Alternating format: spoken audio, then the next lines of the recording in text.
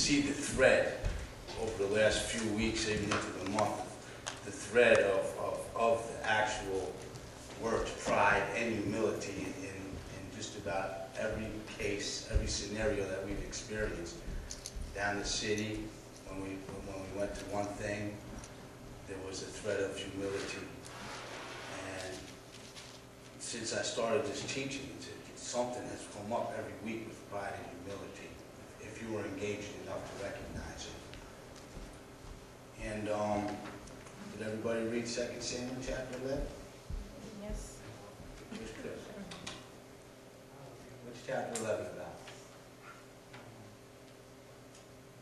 This could be the general idea.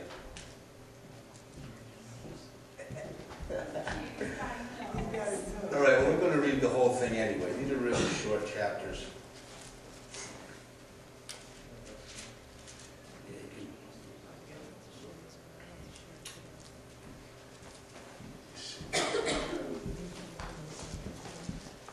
These are just key points because, you know, as we were stressing along the whole teaching, how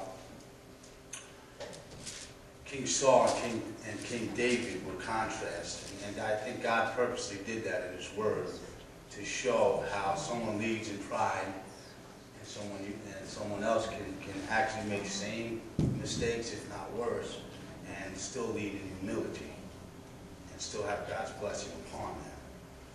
You know, you're going to pay the price, which we're going to see in a second. All right, so this is 2 Samuel chapter 11. We're going to start right in 1, and we're going to read 11 and 12.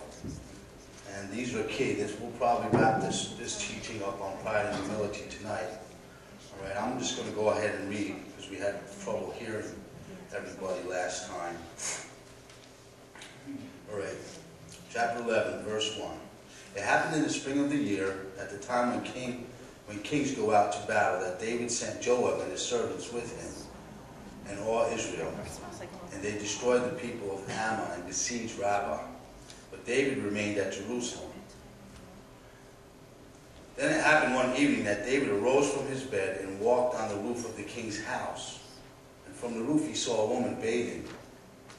And that woman was very beautiful to behold. So David sent and inquired about the woman. And someone said, "Is this not Bathsheba, the daughter of Eliam?" That's how you pronounce it. The wife of Uriah the Hittite. Then David sent messengers and took her, and she came to him, and he lay with her. But she was cleansed from her impurity, and she returned to her house. And the woman conceived. So she sent and told David and said, "I am with child." Then David sent to Joab, saying, "Send me Uriah the Hittite." And Joab sent Uriah to David. And when Uriah had come to him, David asked how Joab was doing and how the people were doing and how the war prospered. And David said to Uriah, "Go down to your house and wash your feet." So Uriah departed from the king's house, and the gift of food from the king followed him. But Uriah slept at the door of the king's house with all the servants of his lord, and did not go down to his house. So when they had told David, saying Uriah did not go down to his house, David said to Uriah, "Did you not come from a journey? Why did you not go down to your house?" And Uriah said to David, "The ark and Israel and Judah are dwelling in tents, and my lord Joab and the servants of my lord are encamped in the open fields. Shall I then go to my house to eat and drink, and to lie with my wife? As you live, as your soul lives, I will not do such a thing." Then David said to Uriah, "Wait here today also, and tomorrow I will let you depart." So Uriah remained in Jerusalem that day and the next day.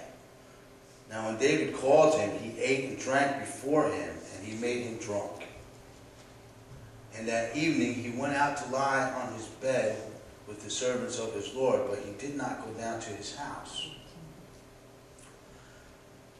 In the morning it happened that David wrote a letter to Joab and sent it by the hand of Uriah. And he wrote in the letter saying, "Set Uriah in the forefront of the hottest battle, and retreat from him, that he may be struck down and die."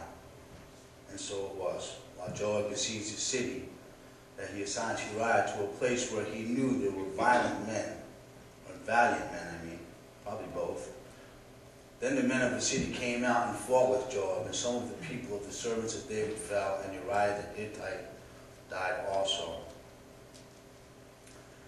Verse 18, it says, Then Joab sent and told David all the things concerning the war, and charged the messenger, saying, When you have finished telling the matters of the war to the king, if it happens that the king's wrath rises, and he says to you, Why did you approach so near to the city when you fought? Did you not know that they would shoot from the wall? Who struck Abimelech the son of Jerub? I don't know how to pronounce that. Jerubaseth. He died in Thebez. Why did you go near the wall? Then you shall say, Your servant Uriah the Hittite is dead also.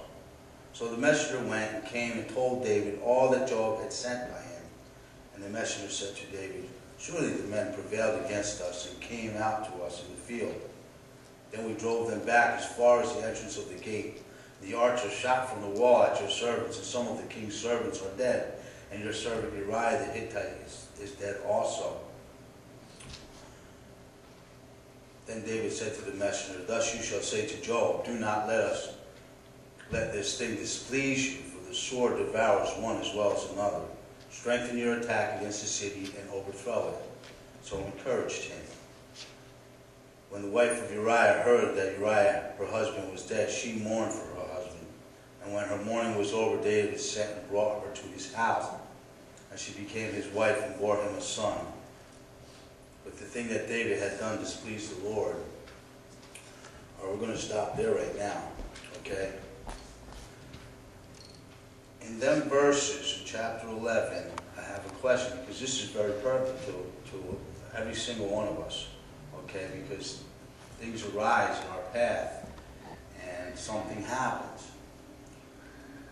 So when David was out on the king's roof, looking down over all the houses, and he gazed upon Bathsheba bathing, what did Bathsheba represent in this chapter? Anybody? Go ahead, Isaiah. Lust, temptation, right? Something that's going to take your eyes off the Lord and put them on yourself, right? When David saw Bathsheba bathing, what did he do? Anybody?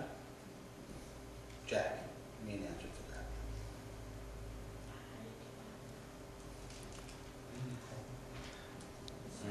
John?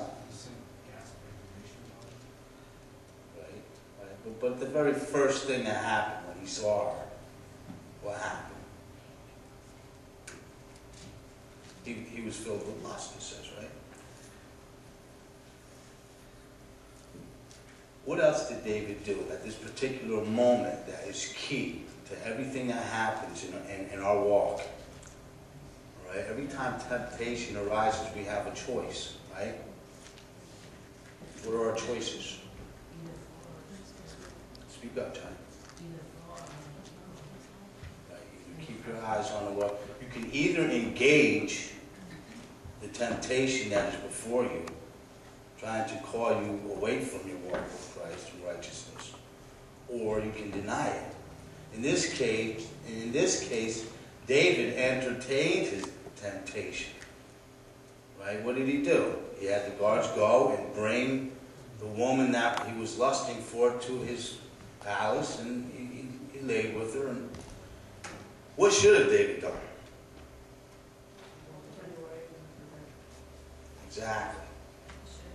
He should have left the roof and disengaged his temptation. Now this happens to every single one of us every single day. He should have been there in the first place, because all the kings were at war. Exactly. Joe brought that point up earlier. Yeah. Right? I'm going to study into that, and I'm going to find out why David was not in the war. For some strange reason, he wasn't there. He had sent his army. Right.